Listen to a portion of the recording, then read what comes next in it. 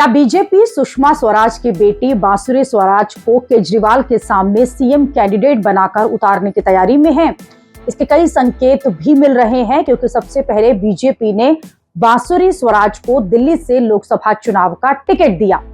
बांसुरी स्वराज ने नई दिल्ली की सीट पर आम आदमी पार्टी के सोमनाथ भारती को हराकर ये चुनाव भी जीत लिया। बांसुरी स्वराज को पहले लोकसभा का टिकट मिलना और फिर उनका चुनाव जीतना, इससे बांसुरी का कद और बढ़ गया है। इसके बाद भी बीजेपी लगातार बांसुरी स्वराज की शक्तियां बढ़ा रही है।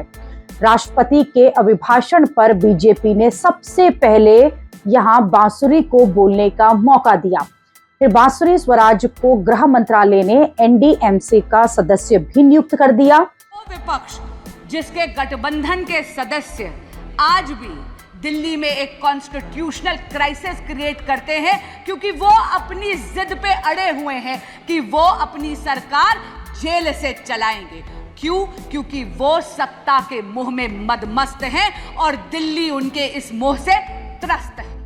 एनडीएमसी के सदस्य होने के बाद नाते बांसुरी स्वराज अब एनडीएमसी के अंडर आने वाले कामों को देखने, उनकी नीतियां बनाने और उन पर अमल करने में योगदान देंगी। लेकिन इसे सिर्फ इसी नजर से नहीं देखना चाहिए। बांसुरी स्वराज को लगातार पावरफुल करने का मतलब दिल्ली के लिए एक नया चेहरा तैयार करने का है। इस वक्त दिल्ली में बीजेपी के पास केजरीवाल के सामने कोई बड़ा चेहरा नहीं है और अगले साल शुरुआत में ही दिल्ली में विधानसभा चुनाव होने वाले हैं। ऐसे में बीजेपी बांसुरी स्वराज पर दांव लगाकर केजरीवाल को चुनौती देने की तैयारी कर रही है।